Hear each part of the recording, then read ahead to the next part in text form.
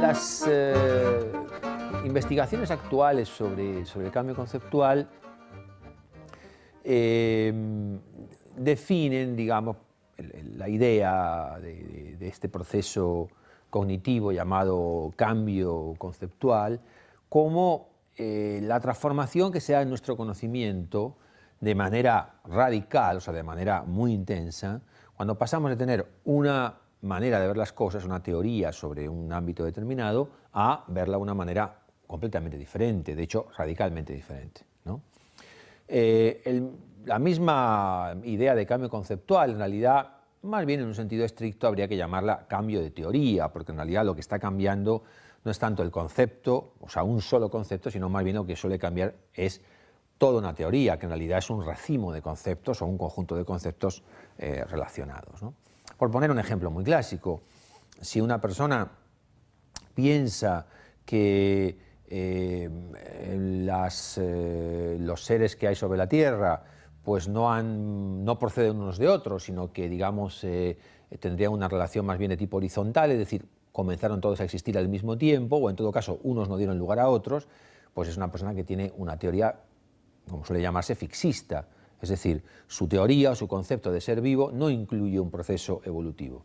Si una persona cree que los seres vivos han dado lugar unos a otros, ¿no?, desde las amebas hasta los seres humanos, entonces, claro, tiene una teoría completamente distinta acerca de los diferentes organismos, ¿no?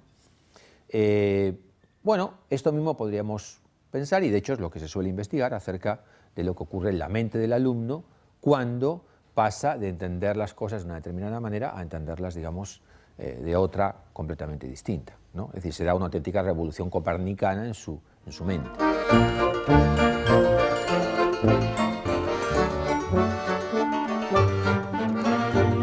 Bueno, podemos situar algunos ejemplos de procesos de cambio conceptual tomando quizás algunas situaciones cotidianas, ¿no? Y quizás al mostrar el ejemplo vamos a ir viendo cómo el cambio conceptual tiene diferentes fases y también tiene diferentes dificultades para llevarse a cabo. Bueno, veamos por ejemplo un ejemplo relativamente frecuente, que es cuando llega la Navidad, muchos chicos entre los 5 y los 7, 8 años más o menos, se cuestionan, ¿no?, la posibilidad de que exista algo llamado Papá Noel, etcétera, etcétera, ¿no?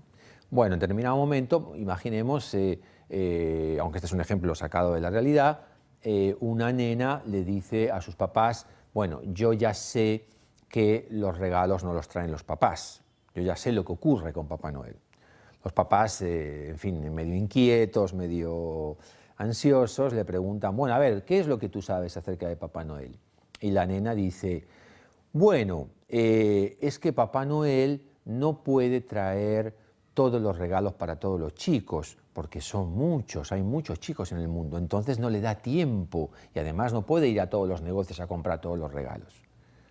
Entonces lo que hace Papá Noel es que los padres le ayudan, es decir, los padres compran los regalos, colaboran con él, por decirlo de alguna manera, y ya los regalos preparados es él el que finalmente los entrega, ¿no?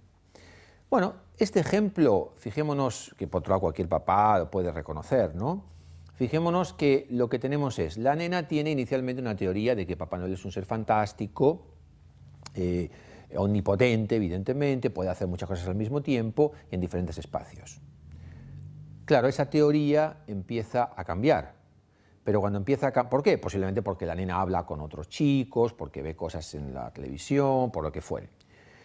Cuando empieza a cambiar, ¿qué ocurre? La nena se va a resistir a cambiarla. Es decir, la nena, entre comillas, no va a estar muy dispuesta a cambiar su teoría.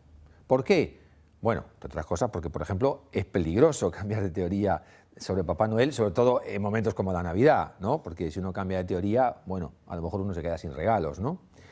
¿Qué hace la nena? Mantiene la teoría, pero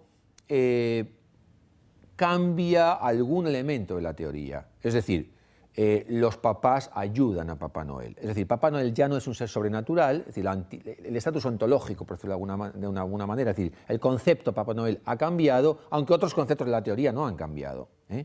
Mediante esa transformación, ¿qué hace la nena? Bueno, haciendo un paralelismo, en fin, es lo que algunos filósofos de la ciencia han llamado un cinturón protector. Es decir, la nena cambia el concepto de Papá Noel, pero eso le sirve para proteger la teoría. Es decir, ese conflicto que ella tenía ahí entre el hecho de que cómo es que tantos chicos en el mundo reciben tantos regalos al mismo tiempo y la comprensión de que una persona, un ente personal llamado Papá Noel no pueda hacerlo, lo resuelve con la ayuda de los papás, ¿no? Es decir, o sea que tenemos dos momentos interesantes. Por un lado, el momento de resistencia, es decir, la inclinación positiva o no a cambiar la teoría, y luego, por otro lado, tenemos el momento de comprensión, es decir, hay cosas que la nena puede comprender y cosas que la nena no puede comprender. Probablemente puede comprender cuestiones relativas al estatus ontológico, como decíamos antes, de la figura de Papá Noel. Posiblemente no puede comprender cuando ella dice tantos chicos al mismo tiempo en tantos lugares, posiblemente a los 6 años no puede comprender lo que eso significa. Si lo comprendiera verdaderamente, su cinturón protector ya no daría más de sí, digamos, se rompería definitivamente. De hecho, es lo que la nena va a hacer al cabo de un tiempo más, ¿no? Y por último, bueno, en este ejemplo que yo acabo de comentar, cuando finalmente los papás le preguntan a la nena, bueno, ¿y tú cómo sabes eso?, ¿no?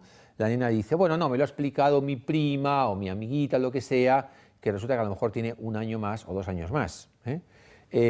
Bueno, eso lo que nos muestra es que una parte importante de las transformaciones en el conocimiento se dan en la interacción social. Es decir, es la interacción social la que muchas veces genera muchas oportunidades de conflicto. El conflicto, por último, es un elemento muy importante del cambio conceptual. Muchos de los procesos de cambio conceptual arrancan en el conflicto. Por supuesto que también el conflicto no es condición suficiente, pero yo sí diría que es condición necesaria. No es condición suficiente para el cambio conceptual porque obviamente el conflicto es conflicto para el que ve el conflicto. Es decir, muchos chicos a lo mejor como esta nena también han hablado con sus primos, pero no han visto el conflicto. ¿Por qué? Porque todavía no han empezado a comprender la incoherencia o la inconsistencia de las propiedades ontológicas de la figura de Papá Noel. Pero ahora bien, una vez que se ve el conflicto, el nene está en condiciones, digamos, no suficientes, pero sí necesarias para empezar a introducir el cambio. O sea que otro tema muy importante, sin duda ninguna, es el papel del conflicto.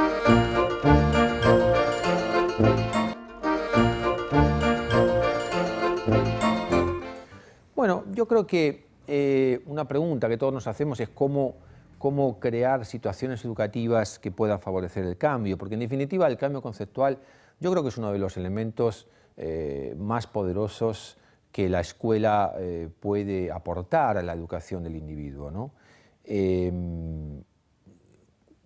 Creo que una posibilidad interesante es la creación de situaciones de aprendizaje donde, por un lado, el alumno pueda explicitar sus teorías y pueda sentir que sus teorías son escuchadas por el docente. Esto es lo primero que me parece muy importante. Es muy difícil que los seres humanos cambiemos una teoría o un concepto si previamente no hemos podido explicarlo, si previamente no hemos podido explicitarlo, ¿no? Por otro lado, evidentemente, haciendo también situaciones donde el docente cree situaciones de conflicto, ¿no?